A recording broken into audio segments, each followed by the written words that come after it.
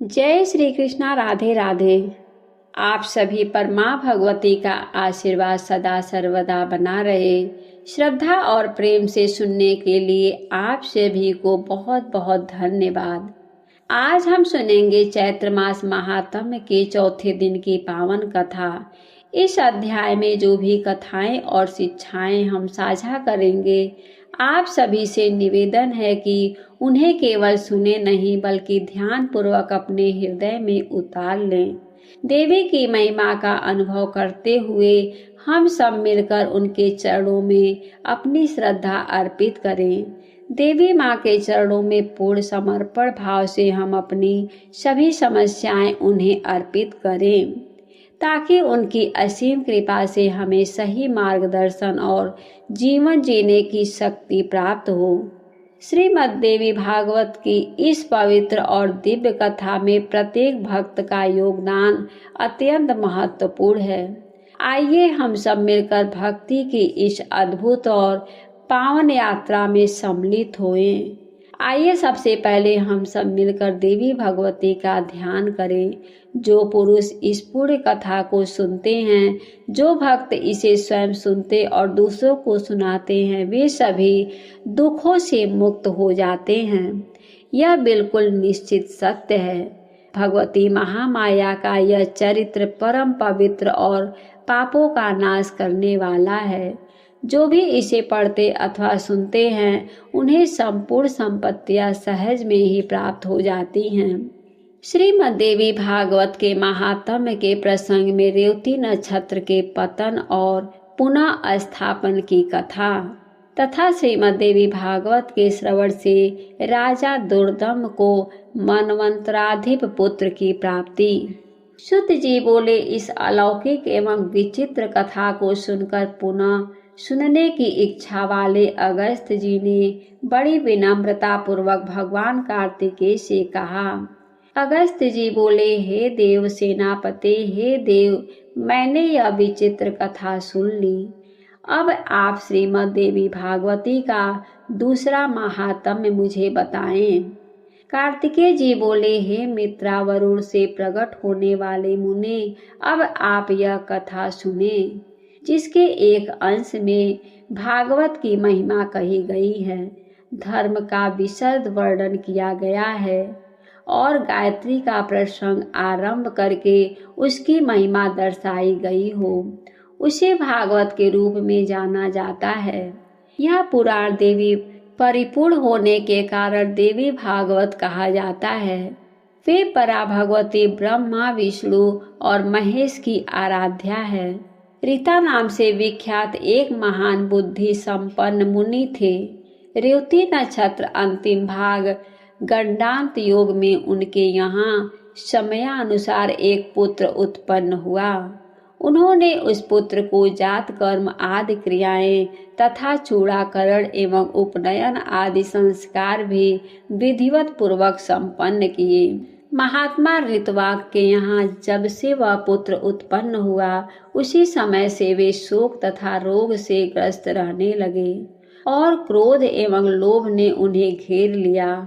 उस बालक की माता भी अनेक रोगों से ग्रसित होकर नित्य शोकाकुल और अति दुखी रहने लगी।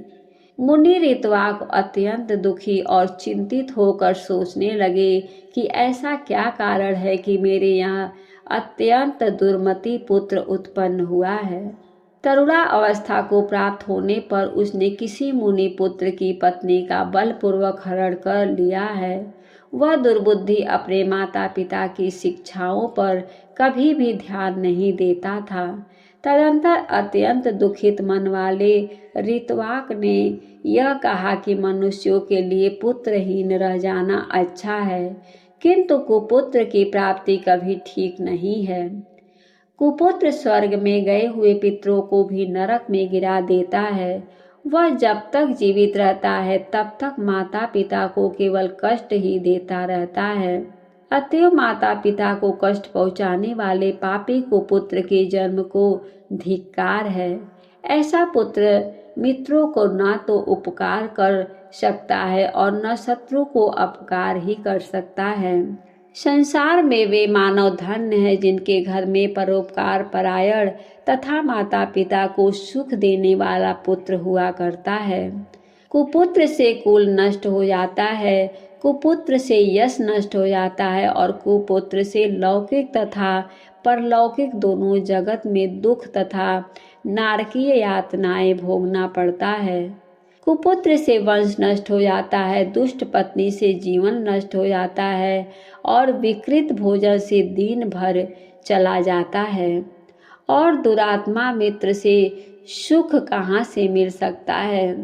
कार्तिकेय जी बोले, हे अगस्त्य जी, अपने दुष्ट पुत्र के दुराचरणों से निरंतर संसप्त रहते हुए मुनि ऋत्वाक ने किसी भी दिन गर्ग ऋषि के पास जाकर पूछा। ऋत्वाक बोले, हे भगवान, हे ज्योतिष शास्त्र के आचार्य, मैं आपसे अपने पुत्र को दुशीलता के कारण पूछना चाहता हूँ। हे प्रभु, आप उसे बताएं। गुरु के निरंतर सेवा करते हुए मैंने विधि पूर्वक वेदाध्ययन किया और ब्रह्मचर्य व्रत पूर्ण करके विधि विधान के साथ विवाह किया। अपनी भार्या के साथ मैंने गृहस्थ धर्म का सदैव यथोचित पालन किया और विधिवत पंचयज्ञ का अनुष्ठान किया। हे विप्र, नरक प्राप्ति के भय से वचन के लिए प्राप्त करने की कामना से मैंने विधिवत गर्भधान किया था, न कि वासनात्मक सुख प्राप्ति की इच्छा से।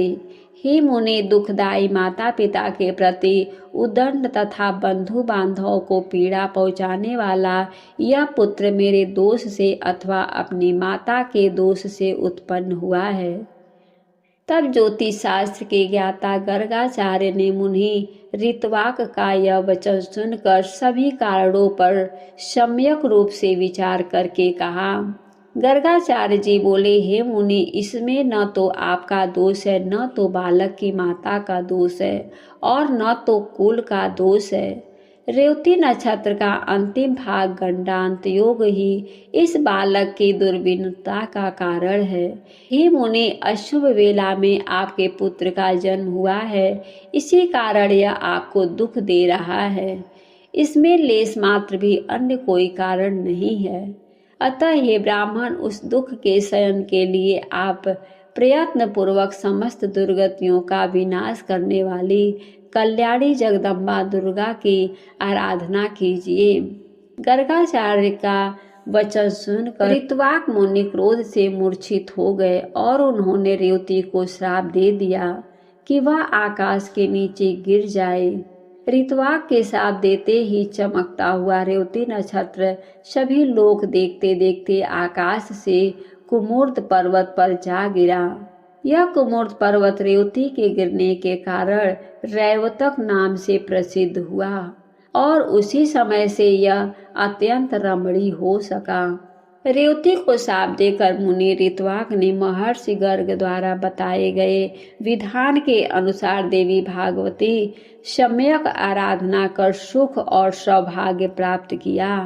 कार्तिकेय जी बोले, हे अगस्त्य जी, उस रेवती नक्षत्र के महान तेज से एक कन्या उत्पन्न हुई जो अनुपम रूपवती होने के कारण लोक में दूसरी लक्ष्मी की प्राप्ति प्रतीत हो रही थी।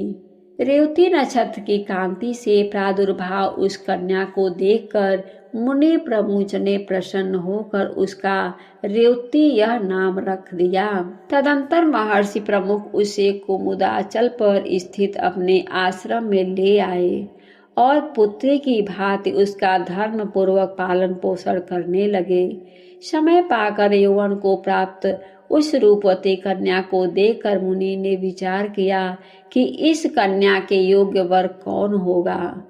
बहुत अन्वेषण के बाद ही जब मुनि को उसके योग्य कोई वर नहीं मिला, तब वे अग्निशाला में प्रवेश करके अग्निदेव की स्तुति करने लगे।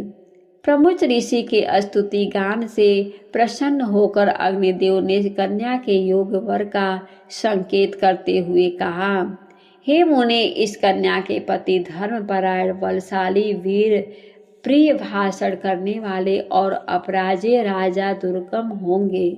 तब अग्निदेव के इस वचन को सुनकर मुनि अत्यंत प्रसन्न हुए।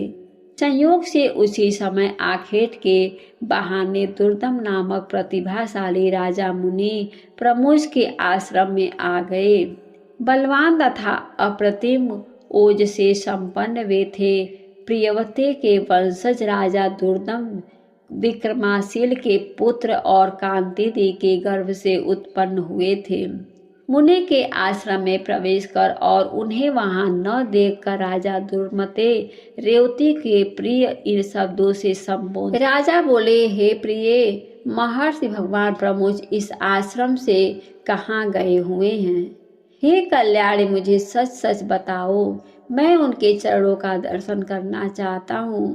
कन्या बोली, हे महाराज, महामुनि अग्निशाला में गए हुए हैं। राजा भी यह वचन सुनकर शीघ्रता पूर्वक आश्रम से बाहर निकल आए। इसके बाद प्रमुख मुनि ने राज लक्ष्मण संपन्न एवं विनयावनत राजा दुर्दम को अग्निशाला के द्वार पर स्थित देखा। मुनि को देखकर राजा ने प्रणाम किया और तदंतर मुनि प्रमुख ने शिष्य से कहा, हे गौतम, ये राजा अर्घ पाने के योग्य हैं, अतः शीघ्र ही इनके लिए अर्घ ले आओ। बहुत दिन बाद पधारे हुए हैं और विशेष रूप से ये हमारे जामाता हैं। ऐसा कहकर मुनि ने राजा को अर्घ प्रदान किया और राजा ने भी विचार करते हुए उसे ग्रहण किया। तत्पश्चात राजा के अर्घ ग्रहण करके आसन पर बैठ जाने के उपरांत मुनि प्रमुख ने उन्हें आशीर्वचनों से अभिनंदित करके उनका कुशल क्षेम पूछा। हे राजन, आप स्वस्थ तो हैं? आपकी सेना, कोष, बंधु बांधव, सेवकगण, सचिव, नगर, देश आदि की सर्वाधिक कुशलता तो है। हे नरेश, आपके भार्या तो यही विद्यमान हैं और वह सकुशल तो हैं। अतएव मैं कुशलता नहीं पूछूंगा, आप अपनी अन्य स्त्रियों का कुशल क्षेम बताएं। राजा बोले, हे भगवान, आपके कृपा प्रभाव से मेरी सर्वविध कुशलता है। हे ब्राह्मण, अब मेरी यह जिज्ञासा है कि मेरी कौन सी भार्या यहाँ है? ऋषि बोले, पृथ्वीपति संसार में अप्रमेय लावण्य से संपन्न रेवती नामक आपकी पत्नी यहाँ आ रही हैं, घर पर ही हैं। राजा बोले, हे प्रभु, सुभद्रा आदि मेरी पत्नियां तो घर पर ही हैं। हे भगवान, मैं तो केवल उन्हें ही जानता हूँ, मैं रेवती को तो नहीं जानता। ऋषि बोले, हे महामते, हे राजन, इसी समय प्रिय के संबोधन से आपने जिससे पूछा था उतना ही उस योग्य प्रिया को आपने क्षण भर में ही भुला दिया। राजा बोले, हे मुनि, आपने जो कहा वह असत्य नहीं है, किंतु मैंने जो सामान्यता रूप से ऐसा कह दिया था इसमें मेरा कोई दूषित भाव नहीं था। आप मेरे ऊपर क्रोध ना करें। ऋषि बोले, हे राजन, आपका भाव दूषित नहीं था, अपितु आपने सत्य ही कहा था। अग्निदेव के द्वारा प्रेरित किए हुए जाने पर ही आपने ऐसा कहा। इसका पति कौन है, ऐसा मेरे द्वारा आज अग्निदेव से पूछे जाने पर उन्होंने कहा कि इसके पति निश्चित रूप से राजा दुर्दम ही होंगे। हे महापते, अतः मेरे द्वारा प्रदत्त इस कन्या को आप स्वीकार कीजिए। आप इसे प्रिय ऐसे संबोधित भी कर चुके हैं, अतएव अब शंका रहित होकर किसी अन्य विचार में न पड़े। मुनि का यह वचन सुनकर राजा दुर्दम चिंतन करते हुए चुप हो गए और मुनि उनके वैवाहिक अनुष्ठान की तैयारी में जुट गए। इसके बाद विवाह कार्य के लिए मुनि को तत्पर देखकर रेवती ने कहा, हे तात, आप मेरा विवाह रेवती नक्षत्र में ही संपन्न कराएं। ऋषि बोले, हे वत्से, विवाह के योग्य अन्य बहुत से नक्षत्र हैं, रेवती विवाह कैसे होगा, क्योंकि रेवती तो आकाश में स्थित है ही नहीं। कन्या बोली, रेवती नक्षत्र के अतिरिक्त अन्य कोई भी नक्षत्र मेरे विवाह के लिए उचित नहीं है, अतः मैं प्रार्थना करती हूँ कि आप मेरा विवाह रेवती नक्षत्र में ही करें। ऋषि बोले, पूर्व काल में मुनि ऋतवाओं ने रेवती नक्षत्र को पृथ्वी पर गिरा दिया था।